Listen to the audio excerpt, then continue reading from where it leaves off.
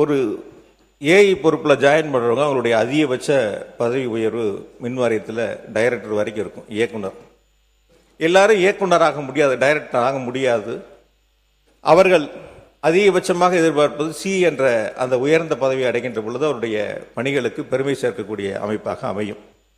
அந்த வகையில் தமிழ்நாடு மின்சார வாரியத்தில் குறிப்பாக 17/7/2026 அன்று 47 எஸ்சிகள் சிஇக்களாக ப்ரமோஷன் செய்வதற்காக கருத்துரு தயார் செய்யப்பட்டு இன்று வரை அது நிலுவையில் இருக்கின்றன.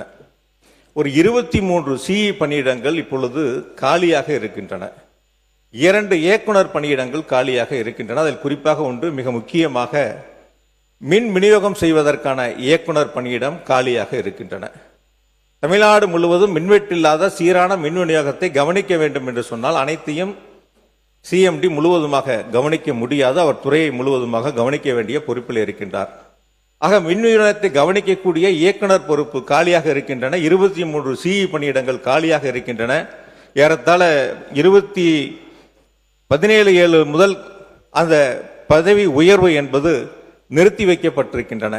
எனவே இந்த அரசு என்பது பதவி உயர்வில் வெளிப்படைத்தன்மையோடு நாங்கள் செயல்பட்டு கொண்டிருக்கின்றோம், வெளிப்படைத்தன்மையோடு அதற்கான உத்தரவுகளை வழங்குகிறோம் என்று பொதுவெளியில் சொல்லுகின்ற இந்த அரசு மின் வாரியத்தில் இந்த வெளிப்படைத்தன்மையை கடைபிடிக்க வேண்டும். அவர்களுக்கு உரிய நேரத்தில் பதவி உயர்வை வழங்கி அவர்களுக்கான அந்த பணிகளை வழங்கிட வேண்டும் என்பதை இந்த பேரவையின் வாயிலாக அரசினுடைய கவனத்திற்கு கொண்டு வருகின்றேன். தமிழ்நாடு மின்சார வாரியத்தில் மின்வாரிய அதிகாரிகள் அலுவலர்களுக்கு துறையின் சார்பாக செல்போன்கள் வழங்கப்பட்டிருக்கின்றன. செல் நம்பரும் செல்போனும் கொடுத்திருக்கோம். அது பொதுமக்கள் தொடர்பு கொள்வதற்கு, மற்ற அதிகாரிகள் தொடர்பு கொள்வதற்கு வசதியாக, தங்களுடைய குறைகளை தெரிவிப்பதற்கு வசதியாக அந்த செல்போன்கள், செல் நம்பர்கள் வழங்கப்பட்டிருக்கின்றன. ஒரு வார காலமாக ஏர்டெல் நிறுவனத்திலிருந்து ஜியோ நிறுவனத்திற்கு மாறுவதற்காக அந்த மின்வாரியம் நடவடிக்கை எடுத்திருக்கிறது என்று தெரிவிக்கின்றார்கள். அந்த ஒரு வார காலத்தில் மின்சார வாரியத்தில் பணிபுரியக்கூடிய எந்த அதிகாரி அவருடைய செல்போனும் இப்பொழுது செயல்பாட்டில் இல்லை.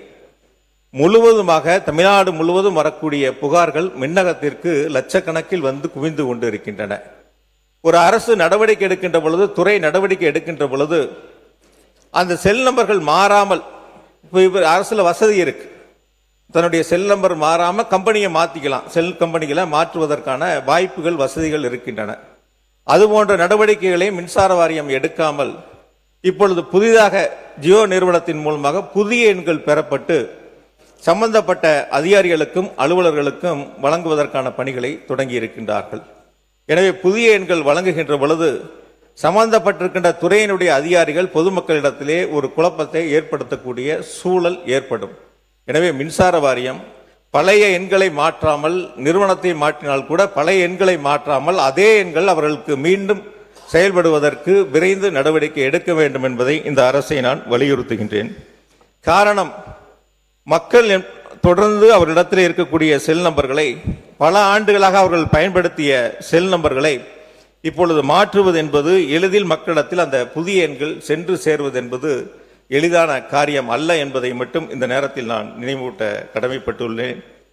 பதவி உயர்வு, மின்சார வாரியத்தின் மூலமாக பதவி உயர்வு வழங்கப்படுகின்ற பொழுது அவர்கள் கணவன் ஒரு பக்கம், மனைவி ஒரு பக்கம், அவர்களுக்கான பணியிடங்கள் வழங்கப்பட்டிருக்கின்றன. குறிப்பாக மின்சார வாரியத்தினுடைய வழிகாட்டு நெறிமுறைகளில் தன்னுடைய மனைவிக்கு ஏதேனும் உடல்நிலை சரியில்லை என்று சொன்னால், கேன்சர் போன்ற நோய்களால் பாதிக்கப்பட்டிருந்தால் அவர்கள் விரும்பக்கூடிய இடங்களுக்கு பணியிட மாறுதல்களை, பதவி உயர்வை வழங்குவார்கள். அப்படி இல்லாமல் மின்சார வாரியம் இப்பொழுது மனைவி ஒரு பக்கம், கணவன் ஒரு பக்கம் என்ற அந்த பணியிட மாறுதல்களும் பதவி உயர்வும் வழங்கப்பட்டிருக்கின்றன. இது மின்வாரிய அதிகாரிகள் அலுவலகத்திலே மிகப்பெரிய ஒரு மனவேதனையை உருவாக்கி இருக்கின்றன. அதிலே அவருடைய அந்த குறைகளை போக்கக்கூடிய அளவிற்கு இந்த அரசு விரைவாக கவனம் செலுத்த வேண்டும் என்பதை இந்த நேரத்தில் நான் கேட்டுக்கொள்கின்றேன். அதே போல கோடை காலம், அதற்கு பிறகு மழை காலங்கள், இந்த 2 நேரங்களிலும் மின்வெட்டு இல்லாத சீரான மின் விநியோகத்தை வழங்க வேண்டும் என்று சொன்னால் உரிய காலத்தில் உரிய தளவாட சாமான்கள் முழுவதுமாக இருக்க வேண்டும். அப்படி போதிய தளவாட சாமான்கள் இப்பொழுது மின்வாரியத்தில் கையில் இருப்பு இல்லை என்பதை மின்வாரிய அதிகாரிகள், அலுவலர்கள் தெரிவித்துக் கொள்கிறார்கள். இப்பொழுது மின் இணைப்பு கேட்டு விண்ணப்பம் செய்வர்கள் கூட ஒரு மாத காலம் காத்திருந்து அவர்களுக்கான மீட்டர் வழங்கப்பட்டு ஒரு மாத காலத்திற்கு பிறகுதான் மின் இணைப்புகள் வழங்கப்படுகின்றன என்ற புகார்களை தொடர்ந்து தெரிவித்துக் கொண்டிருக்கின்றார்கள்.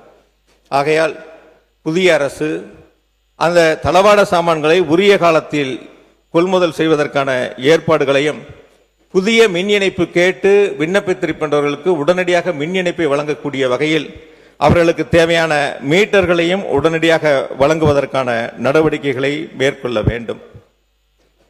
மின்துறை அமைச்சர் அவர்கள் மின்வாரியத்தினுடைய தலைமை அலுவலகத்திலும் மற்ற பல இடங்களிலும் மின்வாரியத்திலிருந்து 18 ஹார்ட் டிஸ்கில் காணாமல் போயின, அவற்றின் முக்கிய ஆவணங்கள் எல்லாம் அதில் இருந்தன என்று ஒரு கருத்தை வெளியிட்டார்கள்.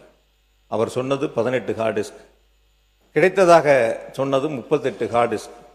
ஆக மின்வாரியத்தில் 18 ஹார்ட் டிஸ்க் காணான்னா 38 கிடைக்கப்பட்டிருக்கிறது. மின்துறை அமைச்சர்